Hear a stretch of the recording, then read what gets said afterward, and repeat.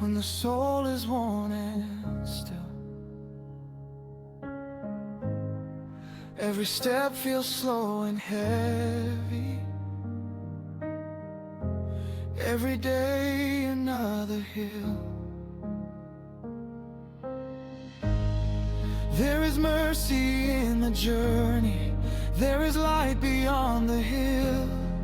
Rushed institute, guiding hearts, building homes, elevating Bismillahirrahmanirrahim. Wassalamu alaikum wa rahmatullahi wa barakatuh.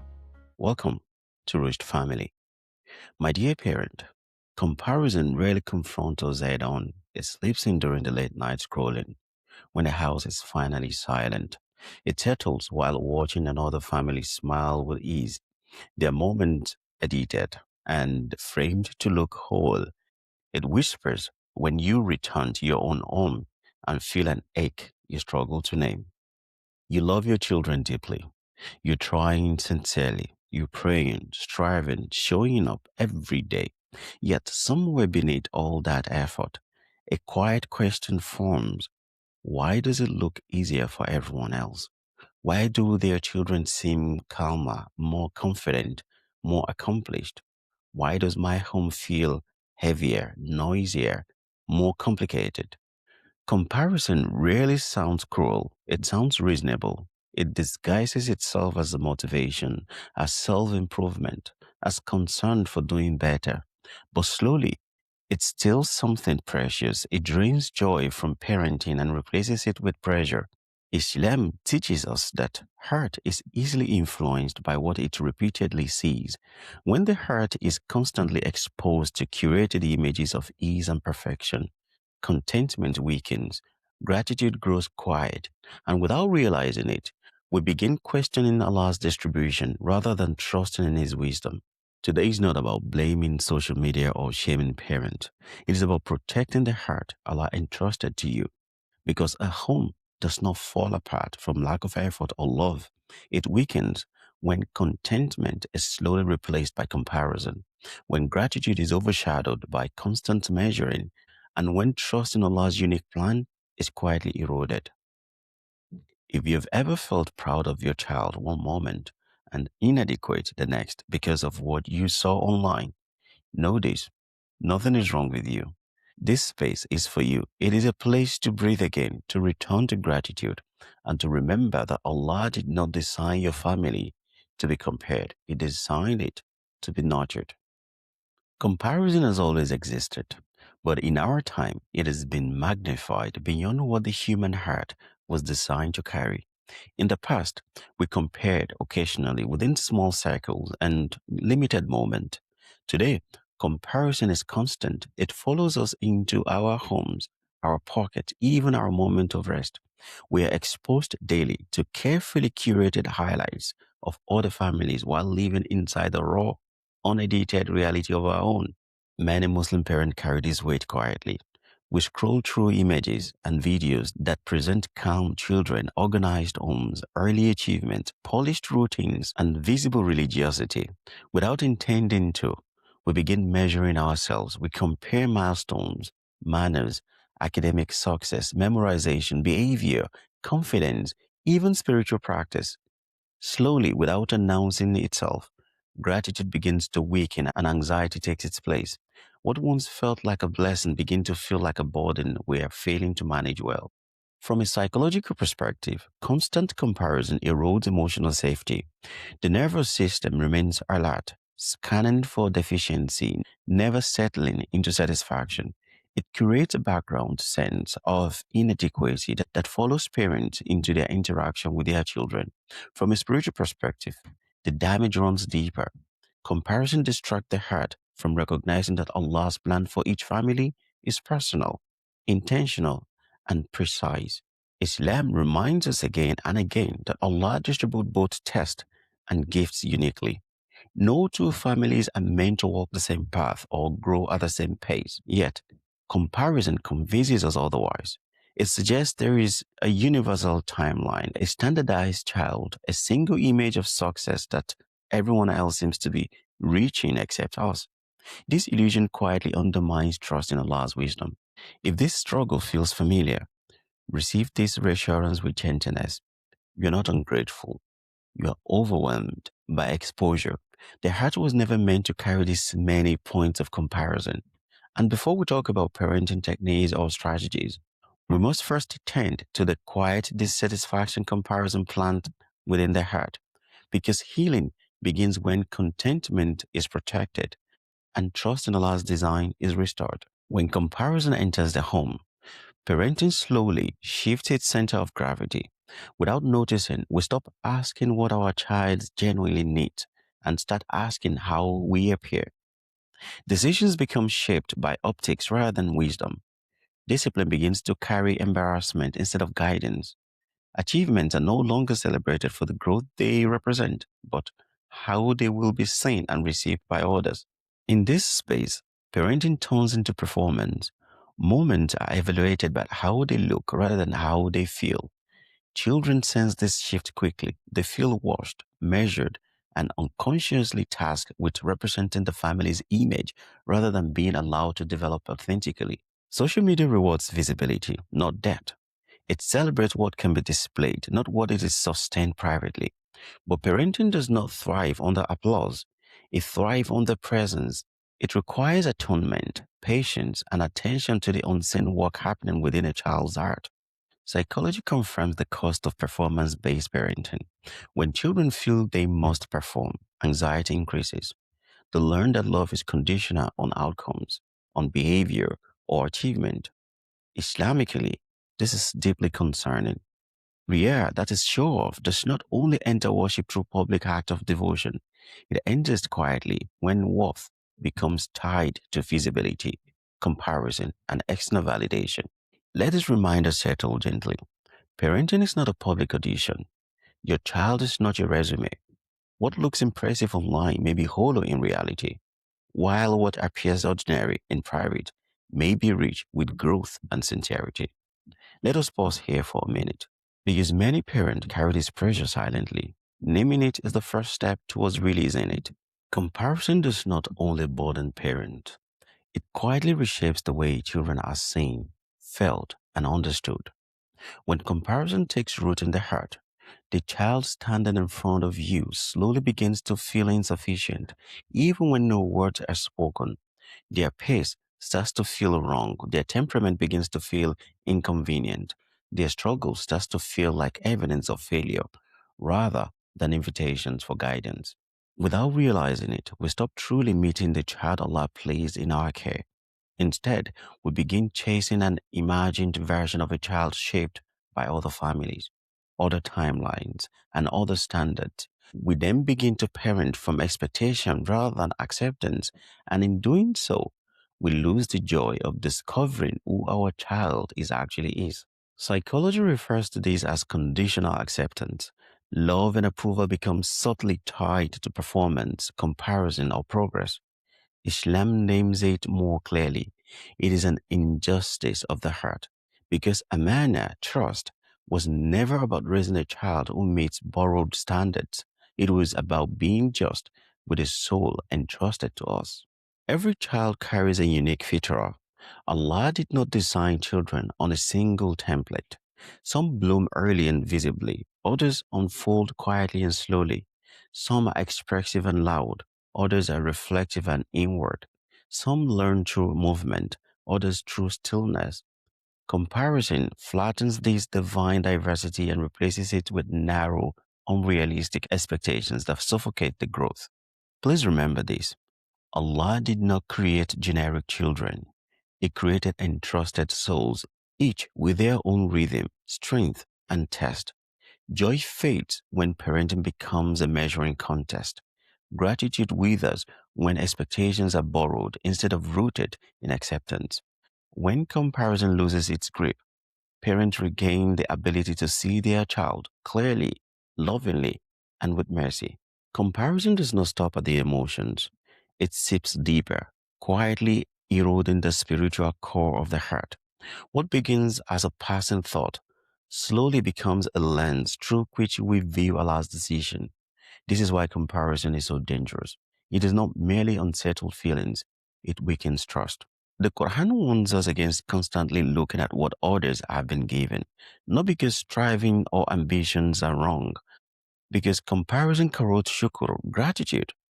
Gratitude cannot survive in a heart that is always measuring, and when gratitude fades, peace is never far behind. The heart becomes restless, unsettled, and perpetually dissatisfied. Comparison introduces subtle questions we rarely admit aloud. Why them and not us? Why does ease seem to follow their family while struggle shadows ours? Why does their child appear simpler while mine feels harder to raise? These thoughts are not always voiced, but they shape how we feel about Allah's decree. The Prophet, peace be upon him, taught contentment not as passive resignation, but as active trust. Trust that Allah knows the exact child, the exact family, and the exact test required for our growth and purification. Contentment is not the absence of effort, it is a presence of confidence in Allah's wisdom. Hold on to this truth very carefully. Envy poisons worship because it keeps the heart focused on what is missing. Contentment protects Iman because it anchors the heart in what Allah has chosen. When comparison takes over, parenting slowly shifts from tawakkul to resentment, from trust to tension. Now that we can see the spiritual cost clearly, we are ready to speak about reclaiming clarity because the heart that returns to trust also returns to peace. Healing truly begins when parenting returns to qadr, not as a concept we quote, but as a truth we rest our heart in. Qadr reminds us that nothing about your family is accidental, not your children's temperament, not their pace, not their struggles, and not your role as their parent.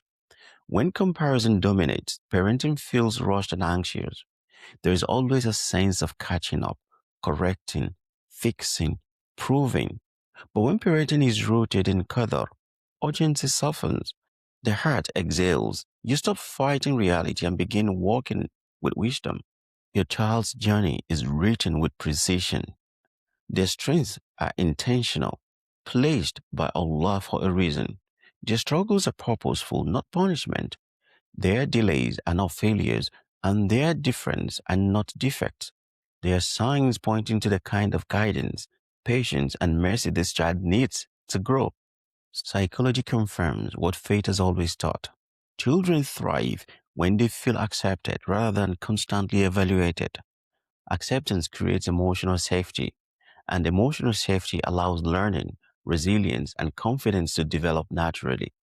Islam takes this further. Allah does not ask you to raise someone else's child well. He does not measure your success against another family's outcomes. He asks you to be just, attentive, and merciful with the soul He personally entrusted to you. When you parent from qadr, comparison loses its grip. You stop borrowing timelines that were never meant for your child. You stop measuring progress against standards Allah never set.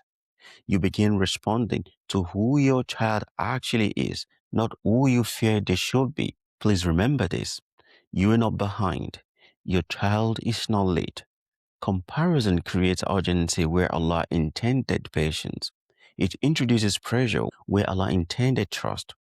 Parenting from qadr brings calm to the heart, clarity to decisions, and confidence in the unseen work of Allah. This is where parenting shifts from anxiety to amana, from performance to presence, from fear to faith. For healing to take root, awareness must become action. These takeaways are not about perfection or drastic change. They're about protecting the heart and gently realigning the home with faith, intention, and mercy. Begin by limiting comparison triggers intentionally. Not everything deserves access to your heart.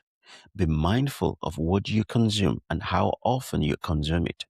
Islam teaches us to lower our gaze, not only from what is haram, but from what unsettles the heart and steals contentment. Guarding your attention is an act of worship. When dissatisfaction arises, pause instead of pushing it away. Sit with it honestly and ask yourself what you are comparing and why. Is it your child's behavior, your child's pace, your home's appearance, or your parenting capacity. Naming the source of comparison brings clarity and reduces its power. Learn to name comparison as a feeling, not a truth. Feelings pass, truth remain. Comparison tells stories that feel convincing but are rarely accurate. Remind yourself that what you see is incomplete, curated, and disconnected from the reality Allah has written for your family. Speak gratitude out loud in your home. Gratitude is not just a private feeling, it is a spiritual practice that reshapes perspective. When you name blessings aloud, envy weakens and contentment grows. Gratitude trains the heart to see what Allah has already given rather than obsess over what others appears to have. Celebrate effort in your children, not just outcomes. Effort reflects character, but outcome, it fluctuates with time, with ability and circumstances. When effort is honored, children feel safe to try, to fail and grow. Return to private metrics of success rooted in character, not visibility. Ask yourself what truly matters in the long run.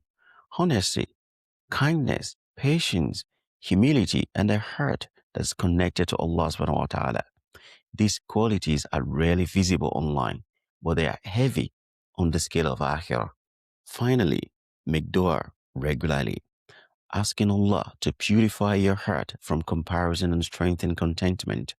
Ask Allah to help you see your family through the lens of trust rather than measurement. Heart changes when Allah is invited into the healing.